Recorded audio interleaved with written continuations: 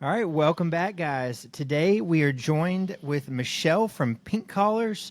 We're going to talk a little bit about her business, the story of it, why it's worked out. She's doing some really cool things in the service industry. I guess if you're around the cleaning industry, you've probably seen Michelle in Fight Club for Business. You've seen them at events. You've probably seen some of their media. We can talk a little bit about that today as well. But Michelle, thanks for being on. Thanks for joining us. Looking forward to this conversation. Brad, I am so grateful. Thank you. Excited to be here. Just a side note, do you hear the outside noise or is it not too bad on your end? I hear a tiny bit, but I'm okay. I Okay. mean, I'm okay They're to go. they're mowing outside of my window. So Of course they are. hopefully, yeah, it's either that, one day I was recording with a guy and the cleaners were banging a vacuum cleaner against the office door and I'm just like of all the times, Yeah. how that goes. So with Pink Collars, this is a little bit different. A lot of times we're talking about very traditional home service businesses. Everybody knows what they are, what they do. But let's just take a moment and share with me, what is Pink Collars? What does it do? What is that business? Absolutely. Well, thank you again. Pink Collars started as a side hustle of side hustles, right? Like a lot of businesses do. I started originally in Colorado with a company called My Virtual Page, and we service the tree industry specifically. That was a wonderful industry to serve, but we wanted to be able to reach out to more industries. And so we started Pink Collars as a separate brand so that we could deliver CSR services and remote office management to teams of people all over the country in any industry. Because, like I talked to Dirk this morning on our podcast, we talked about how all of the pain points within the industries are very similar, right? And so we realized that all service businesses have the same general process, right? Call comes in, email comes in, and we need to process that customer into the system of that business. So we just found that, Pink Collars was a little bit more broad. It wasn't so specific to one industry, and we kind of took it from there. What all industries do you guys currently serve? We are heavily marketing right now in plumbing, HVAC, and electrical. Those Mhm. internal services. We also serve the exterior and interior cleaning services. So we work with those industries. And tree industry is still close to our heart, and we have lots of stuff, arborists and tree companies still. So we're kind of in the house, out of the house, around the house. We're kind of all over the place. Okay. So, that's really cool, and I think there's obviously those needs go across all service businesses. So, was you mentioned that you guys were kind of doing something similar in the tree service industry? Mm-hmm. Is that where your entrepreneurial journey started, or did you have businesses before this? Because I'm always interested where did you end up kind of Where did it wanting to take happen? that journey? No, I am a dyed-in-the-wool first person in my family to finish college, and I went into the design and commercial architecture space. And so I worked for a large architect in Washington, D.C. And when 2008, 2009 happened and the first economic crash that we'd seen in a while occurred, I found myself without a job. Myself and about 60 of my team members, we all got laid off at the same time. And so I had to find something that I could deliver while raising two children.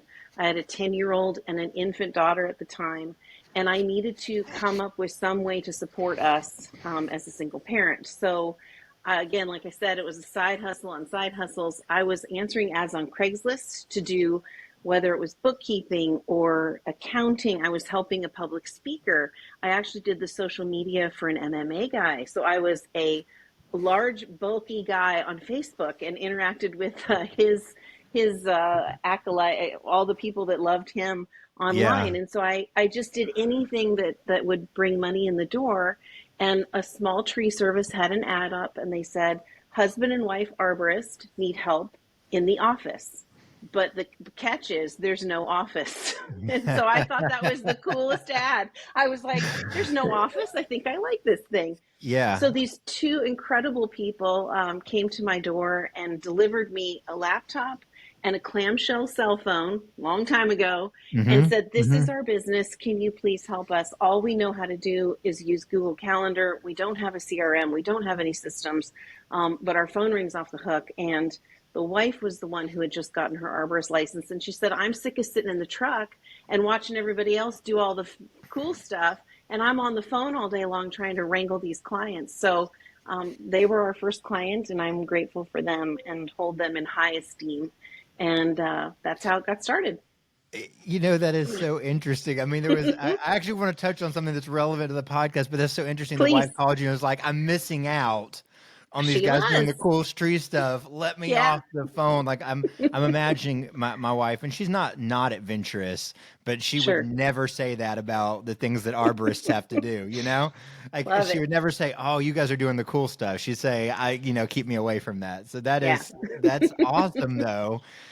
What what I'm interested in is what were those early days like going out on your own? Because you had a real career, and I you did. were in a corporate career, and I'm assume that's where you saw your future leading up to Mm-hmm. the downturn, and Yep. then everything changed, and now all of a sudden it's like you're kind of fending for yourself out there. What were those early days like from a internal point of view? I mean, was it terrifying or was it Oh, exhilarating or all the well, above? all the above. I was the only person in my close family, my immediate family, that had that kind of a job. Everyone in my family was entrepreneurial. My father was Okay. pastor. My sister and brother-in-law owned a building company and then ended up owning a solar business. My brother was doing things in short-term rentals, which ended up turning into Airbnb and all of that. So he was on the cusp of those things. And so Yeah. everybody in my family was like, you can't go out and get a job again. Like, you got to get in the hustle. You got to get in the grind. And so I really am grateful for them because they really supported me and said, don't go back to work. That's lame. You can do something. So I tried. Oh man, I probably owned more domain names in 2008, 2009 than I ever had in my whole life. I tried 10 or 12 different ideas, a few things that landed well, a few things that didn't land well. And this phone thing just kept coming back to me. But in 2010, I had a dear friend that was back here in Virginia that said, hey, I got a job for you. I'm doing a ton of remodeling work. I'm doing residential and commercial. I need somebody to pull permits and do drawings for me. And I was like, yay, I'm being rescued from this entrepreneurial nightmare. I'm going to go back to work. But the people that owned the tree service were like, oh no, whatever you've done to our company has changed it. You can't stop that. So I went and got a job with my dear friend. I worked from home, but often I would go into his office because he had a real business, and I would go into his office and I would carry the clamshell phone with me. And I would be sitting in a cubicle, getting some permit drawings ready, and I would answer the phone. Good afternoon, Lumberjack and Jill Tree Service. This is Michelle. And I would still be working their business and having another job. So it was absolute insanity. But I couldn't Yeah. let them down, right? I just didn't want to let them down. And they relied on me, and I really relied on them. So I made a choice after being back in the seat in commercial real estate and construction. I made an actual choice to say, no, I think this could actually be something better for my family and for me. And I leveraged the relationships that I had out in the software industries and some other people that I knew. And I said, hey, if you guys have any people that need help, I would love to help them. So that's where my journey began, is that I actually just made a choice not to go back to work. That is so cool. I love how, you had that support system Yeah. from your family, from those close people. How important Yeah. was that encouragement in the It's early days? massive. It's massively important because, everybody feels like they're not quite doing it right, right? When you first start a business. And again, I always thought, well, I'll just do this until, right? I'll just do Mhm. this until this happens, or I reach this benchmark, or I replace this car that's 15 years old, or I don't have to live in this friend's apartment anymore, these things. But I found that every time I would reach one of those benchmarks, I was still enjoying what I was doing. And when I was raising our children, excuse me, I realized that I could do this alongside of being a parent. And for me, that was the benefit. I had never put our son in daycare. And so it was really important to me that my 2 year old and 3 year old and 4 year old never went to daycare. That was something I really wanted to do. And that has actually become baked into our company culture, that we want to support, caregivers and homemakers and people that are in the home taking care of others. to make sure that they can still make a living and do a job that we deliver to our clients. So that DNA is still rolling around in our company because that was so necessary for me. And I thought, well, if I need a job like this, then certainly there have to be other people that need a job like this. I love that. I love that. So you were hitting that growth phase. So you made the decision after kind of toying with going back to work, and Yep. you made the decision to, no, this is what I'm going to do. And you started reaching out, you started leveraging your network. Yep. What was that growth phase like? Was it That pretty growth phase, quick? Was it, go ahead. well, it wasn't actually. I grew to about 3 clients. I had the clamshell phone, I had a desktop phone, and I had another cell phone that someone from New Jersey had mailed me, Yeah. right? So now I had Okay. 3 clients. I had the laptop, I had my desktop, and then I had another laptop. And Yeah. here's how it actually happened. 2013, I started dating again. After all of these kind of personal challenges that I had, I thought, well, maybe I'm ready to date again. My daughter's this age. I feel like I'm not totally banged up anymore. Maybe I can get out there again. And I met a gentleman who I ended up marrying, Doug, who's my business partner and husband. And he came in and he sat with me one day and he said, I don't know like what you do, but it looks a little fishy. Like it looks a little suspect, right? And he's like, it's a lot of computers and it's a lot of phones and you're home all day and I don't know what you're Yeah. up to. But he worked in the construction field and he did windows and siding and doors. He did as distributor. So he distributed these products Okay. to service companies. And he looked at me and he said, what we did, we were having a really hard time completing the sale on siding jobs because the general contractors didn't have the subs in place to put the siding on the door or the windows or the doors in. So we created our own internal construction company that just does installation. The GC sells the job out in the public to the homeowner. They come to us and they spec our product, and then we install our product as part of the sale. He goes, you're doing the same exact thing, but you're doing it for office. And I was like, really? He's like, yeah, you're like a subcontractor. That's Yeah. exactly what you're doing. And instead of just doing one piece, you're doing a whole bunch of pieces so that that customer journey goes right into that client's CRM and they can actually deliver those services easily by still staying out in the field. So when he put those 2 pictures in front of me, I was like, man, you're kind of right. And he really said, I believe in this and I believe it could be a business because at my company, we've done something very similar. And so he and I got married really quickly. I highly recommend it. We were less than 90 days, even though they have a television show now. I'm not on the show. But Yeah. we got married incredibly quickly because we were both over 40. We both knew what we wanted. It was really fun. And the very first thing he did when we moved in together, he looked at me and he said, I know that you've been struggling. I know that finances has always been the reason why you haven't grown. So here's what I can do. You don't put any money into the household for 3 months and hire your first employee and then see how it goes. And if it's a total dumpster fire, then we'll know that you just have a job and that's what you do with your 3 computers while I go to work every day. And so I was like, okay. So I put an ad on Craigslist and I found my very first employee. And her name was Julia. And I can't even make this story up. She was British and she had run dental offices. And so I had a guy in Raleigh, North Carolina. I had a client in New Jersey, and I had my original people out in Colorado.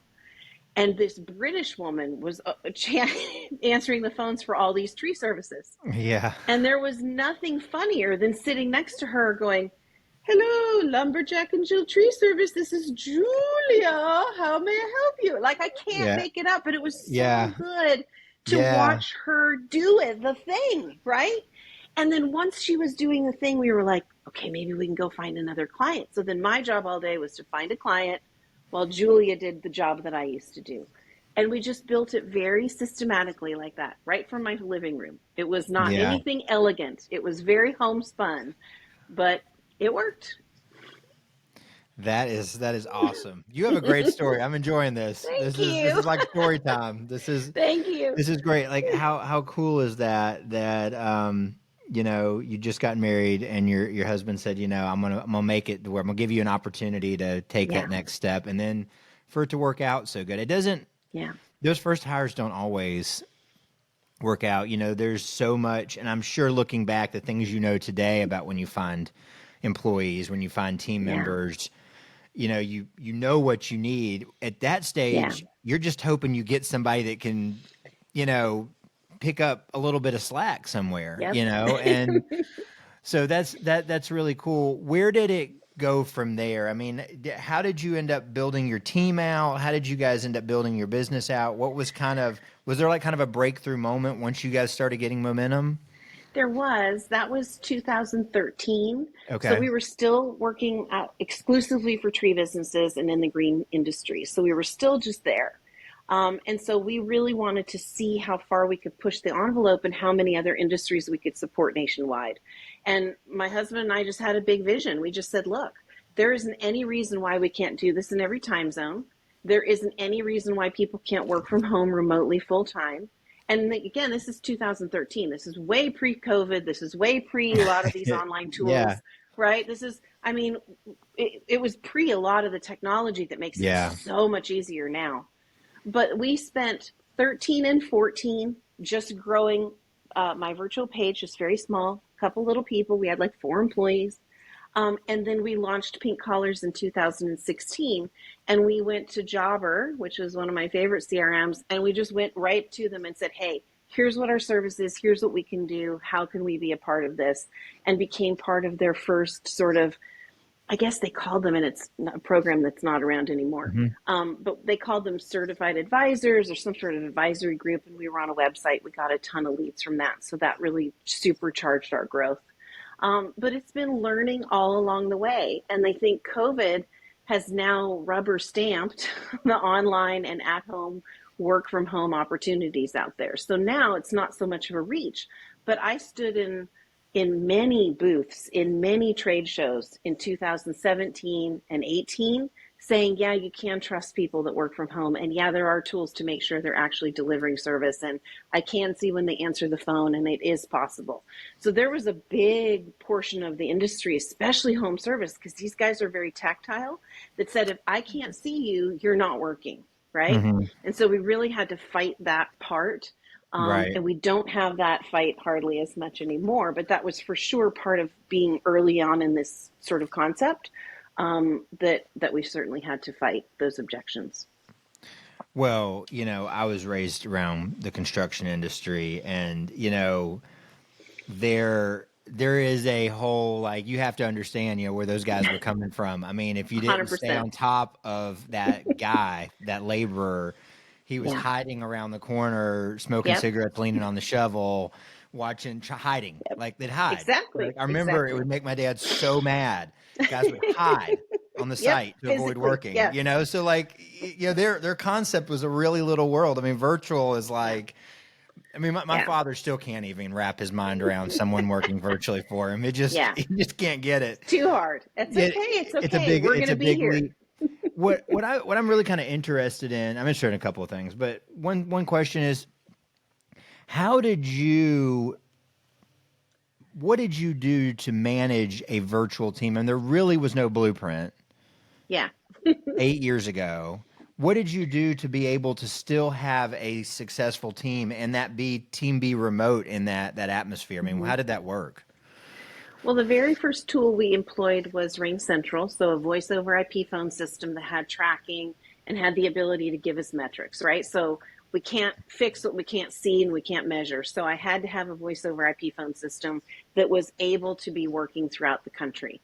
At the time, it was Ring Central. There's tons on the market now, so any one of them is a fantastic option. Hmm.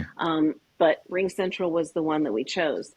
And probably about 2015, they rolled out a texting feature within the platform. So you could use all of that texting feature to connect with people. So each extension, or by smaller terminology, each client or each team member had their own extension. And so we would talk about that client or that team member in those extension chats, and that would help us communicate. And then I employed another thing that's just a game changer that we still use today, and it's called Trello. And so Yeah. we digitized the dashboard for every company. So we spent 3 to 5 days onboarding a new client. And the entire time we're doing that is we're getting all the Google Docs together. We're getting all of the sales scripts together. We're getting all of the passwords and usernames together for all of their digital outlets. We're managing and getting all of their lead flow on a digital platform. And those Trello boards to this day save our bacon constantly, because when you're on the phone, and a lot of people just don't do this job so they don't think of it this way, you're not only using your mind clearly, but you're using your eyes, your mouth, your hands, and Yeah. you need to activate everything in the body to be able to get that information off the phone, and your ear, right? So you're listening to the customer talk, you're typing, and you're doing everything. But if the customer has a gotcha question like, well, how often do you come clean the gutters, or do you have a maintenance program, or do you have a membership, or you need to be able to very quickly pivot your eye to that information so you can seamlessly deliver that response. And so having that dashboard has been critical in being able to scale our business. And every single client that works with us, no matter what, how long the duration is, if it's just a temporary duration, we're covering for somebody that's out for pregnancy, or we're covering for somebody out for illness, or if they stay with us for 5 years and then they hire in house, the first thing they all ask for is, can I have my Trello board? Because it's just such a massive framework Yeah. on which that business is built. So those two tools were both out there when we got started, and we still use the Trello, but now we've moved all the chat to Slack. So we have a full Slack environment with all of our clients and all of our people together. Yeah. Slack is wonderful. Yeah, Um, we love it. so, you talk about the systems that it took to make the virtual working environment work. Yeah. Earlier on in our conversation, you also mentioned the culture you're building in your business. How do you create company culture when all of your employees are virtual? Yeah. Well, that's a challenge. We have to over communicate, first of all. We have to be very clear on expectations, second of all. And we have to have a ton of transparency. So that's one of our core values is transparency. We have to be super open and honest from the moment a client comes in, and super open and honest from the moment a team member comes in, and say, look, hey, we're working with people here. And we Hmm. might all be in different areas of the world, but the relationship is what we're building. And so you as my team member and you as my client have to really build that relationship, and you're equally responsible for it, right? You have to ask the right questions and not be a nightmare employee, right? Making sure that you're getting clarification. And then you, business owner, you have to actually communicate with us so that we can communicate to your customers. So there's a little bit of hand holding that goes on Yeah. with both of them at the beginning.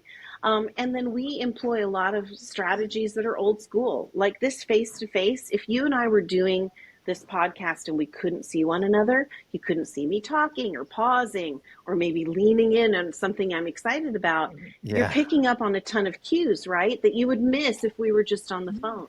And so although Slack is fantastic and these phones are amazing and we use all these tools, I implore all of our clients, have a 5 minute stand up with this team member that's working with you just once a week. Just once a week, spend 5 minutes on the phone with them Yeah. on video.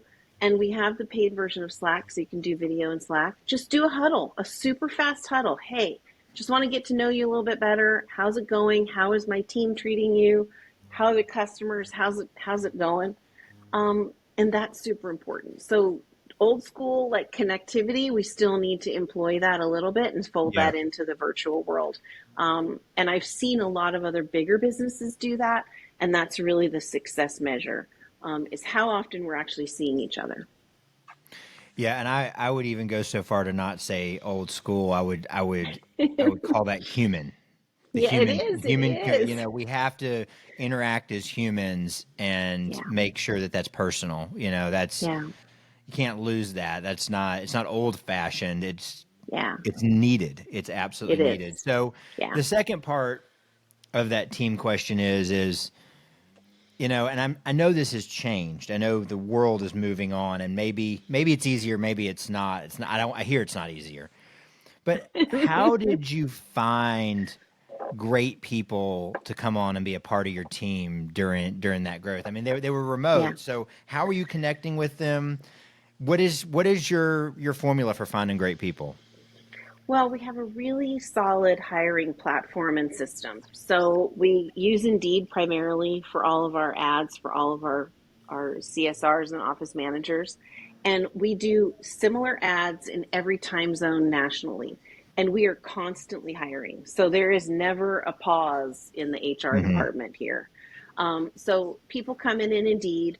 They do a few knockout questions. We're able to sort the people by the knockout questions and pull them aside and ask them to please do what's called a formal application. And so that Hmm. formal application is in our software that we do our applicant tracking system called Bamboo HR. It's how I manage everybody all over the country and all of our applicants coming in. So Bamboo HR makes it really nice because there's a few automations in there. And once they apply, now we know that they've passed the knockout questions, then they get to Bamboo HR. There's a second series of not knockout questions, but things that they have to action, and we'll see whether or not they're fully interested.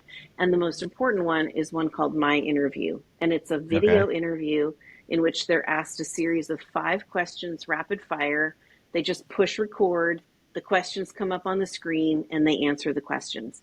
And My Interview has legitimately saved my company hundreds of thousands of dollars in bad hiring. So just seeing them on camera, seeing their presence, looking at their surroundings, looking at their soft skills, understanding their tone, all of those things are very helpful. And then once they get through that, then we schedule an in person Zoom interview and we hire them typically on the Zoom immediately. So that's our method. So it seems like it's a ton of steps, and it Yeah. was, but the end goal is to just be talking to the people that you feel are qualified. And the only way to qualify them is to put them through that series of steps. I like that. I like Yeah. that. So in the thing, and I know that we've talked a lot about what was happening in those early days that set the foundation for you to grow. As you were growing from then to where you are now, hmm what was the biggest challenge in all of that? I think the biggest challenge, and it's interesting because it's one that's emerging again, is making sure we have the right people in the right seat, right? And Hmm. that's a good old fashioned traction term. Yeah. And we were having a difficult time, even here at Pink Collars, implementing traction into our business.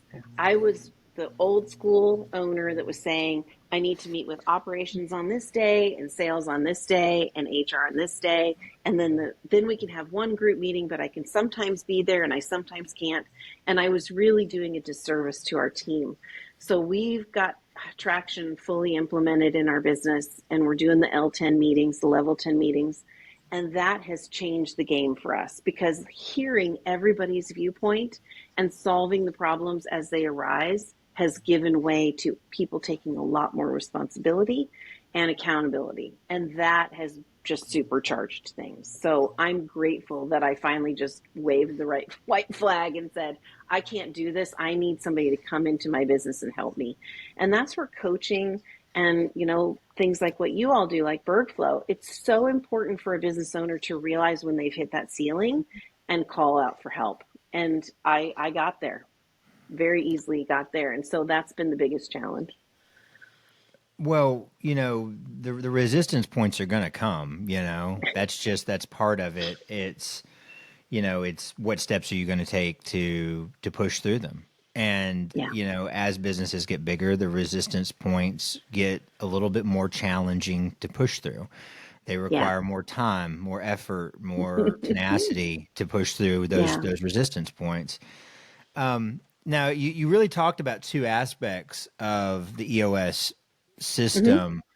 One, you said right people, right seats, and then two, you talked about the power of bringing in the level 10 meetings and all that. And I think Yeah. having that kind of meeting structure is awesome. Anyone that's worked in any sizable company, I mean, the number one complaint is death by meeting, Yeah, right? yeah, exactly.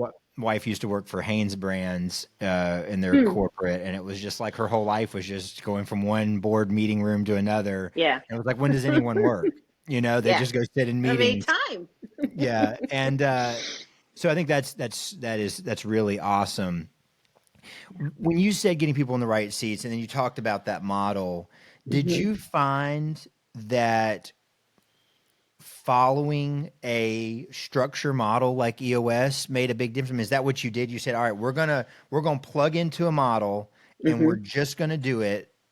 Was that kind of an important thing? Is that how you approached that, It or It is, and it came secondarily after we had done a lot of testing of our leadership team. So we did the full Colby testing protocol, and then we did Strengths Finder, which is in the back of the It's a Manager book. So we did both of those testing modalities and thought we had it wrapped, right? We're like, oh, well, you yeah, do this and you do that. So we understood one yeah, another a lot better. But understanding is only part of the piece, right? It's only part of the picture.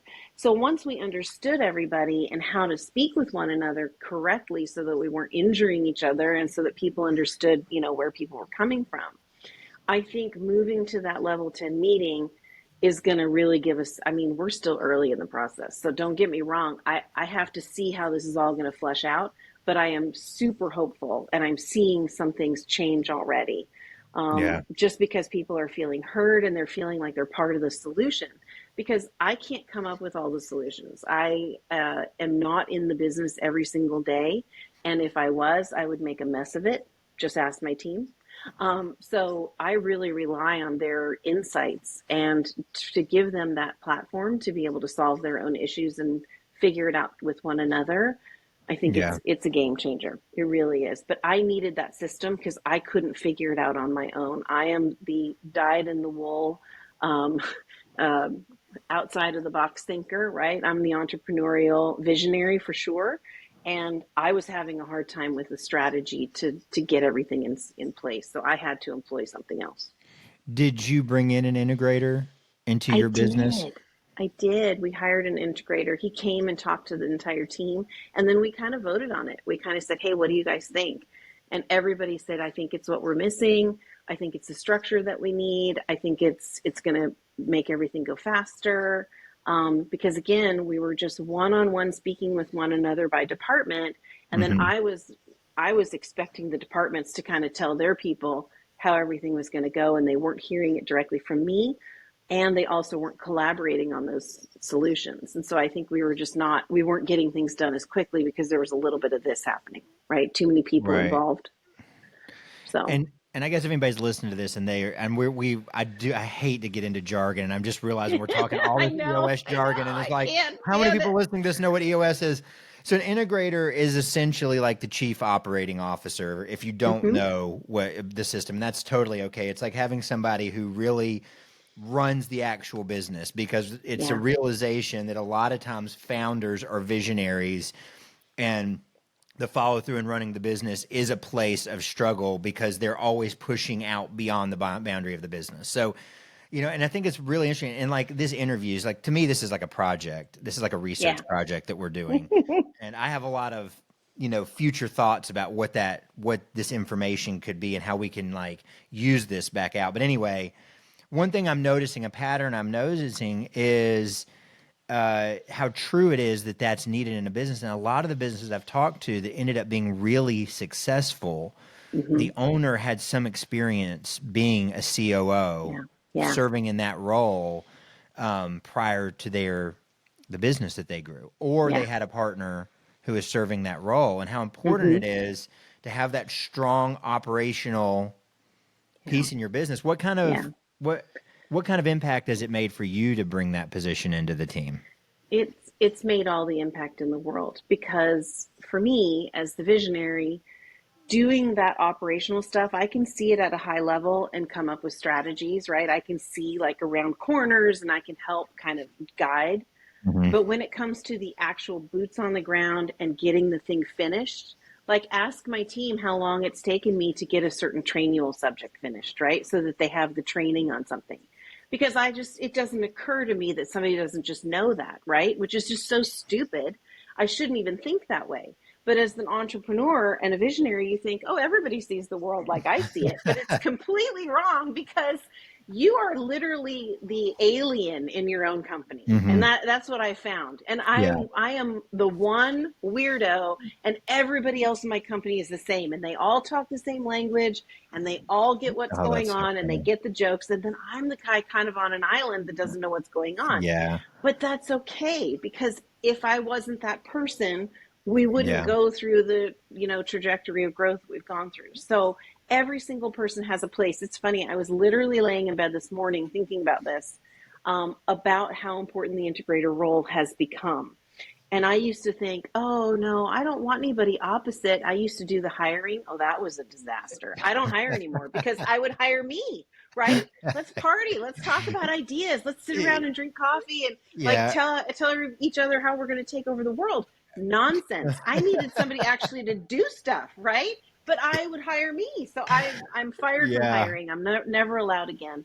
But that's such an important role. In fact, I think it's probably the most important. And I hired a young lady this year that I thought she's going to be my executive assistant, and she's going to do this and mail and my calendar and email and all important stuff that I certainly needed as a business owner.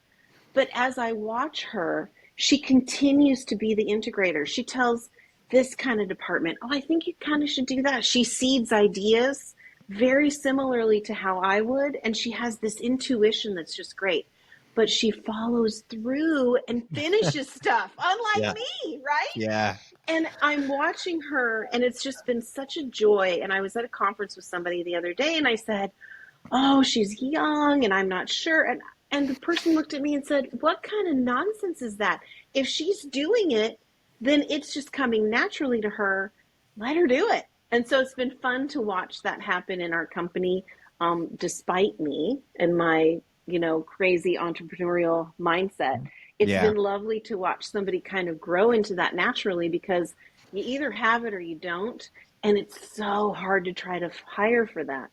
Barbara Corcoran from the Shark Tank says, she calls it the expander and the contractor, right? The Hmm. visionary is kind of the expander. We can do it all. And Hmm. the person in operations or the integrator says, no, we got to kind of simplify so that we can actually do it well. And that's Hmm. it's an incredible relationship with when you get it right. And I'm so grateful for Taylor. And if you're listening, Taylor, I know we're getting it right. So That is that is awesome. And in defense of visionaries, yeah. I fit that mold, so we're going to defend them. Okay, please. It takes a visionary to disrupt the status quo, and then the Yeah. integrators uh, come in, and then they fix the mess, and they're the ones that create the change. Yeah. But it Yeah. does take both. It is a It beautiful does. play on both, and I think that's the point that we want to leave. No matter Yeah. where you lean in your business, it's finding a way to both. And integrators can run great businesses. They just won't grow They quite as absolutely fast can. because they create a lot of safety and stability, and the visionaries just dropping grenades everywhere, Yeah. and that's just the way that it is. Yeah. So, to kind of wrap things up a little bit, give us a snapshot. Where has Pink Collars gotten to? Where are you guys kind of at today? What does the future hold for your business? Well, we are delivering services in every time zone in the nation, which is very exciting for me, and in Canada. So that makes me very happy that we have a presence all over. What's next for Pink Collars is we've really realized that sharing some of our tools and strategies with other CSRs is a really cool thing that we're working on. Hmm. There's a cleaning industry event called the Huge Convention, and that's actually the real name of it. Yeah. And it happens in Nashville every year. And the Huge invited myself and several of my business partners to speak to CSRs and office managers specifically about training and implementing new strategies in the businesses that they serve. And this was honestly the coolest event I was ever a part of. So I am grateful for that partnership and for their trust in me.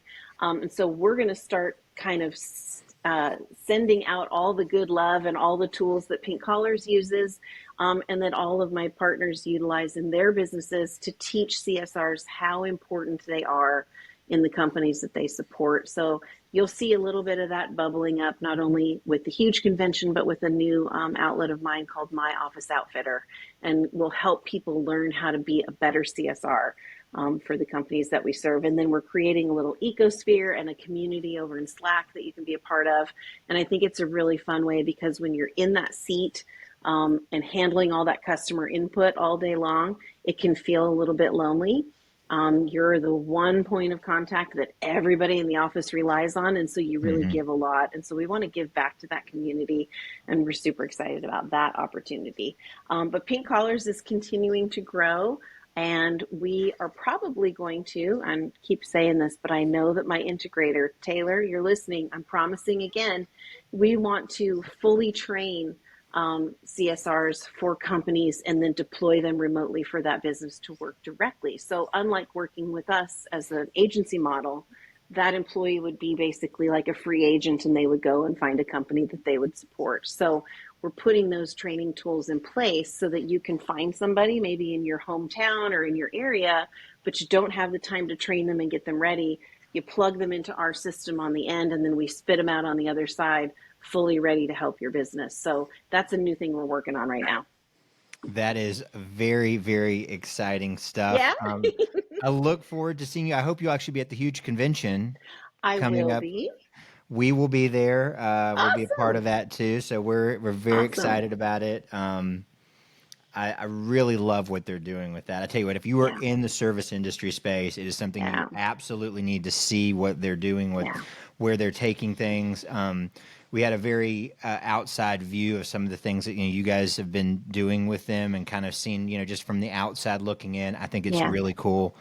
The Yeah. trainings, it, I really think that I think that platform and what they're doing and integrating the industry is going to be changing. I think it's going to be a game changer for Yeah. sure. So that's super exciting Yeah. stuff. So man, thanks so much for being on today. I really Oh, enjoyed this. I'm sure we only just brushed the surface of anything, but we but did. I There's so many more things we could talk about. We could talk about my love for French bulldogs, that I'm obsessed with real estate, that I'm on Zillow app like at least 15 minutes in the bed every morning. yeah, Oh, there's all kinds of fun stuff. But the most important thing that I do every day is provide jobs for people that can be at home, providing the services to companies that we support. But most importantly, supporting their family, and that's really what it's all about. And so that's my goal for Pink Collars, is to continue to offer that as a job option for people at home. And we're so excited that it's now not so scary for home service businesses to think about that.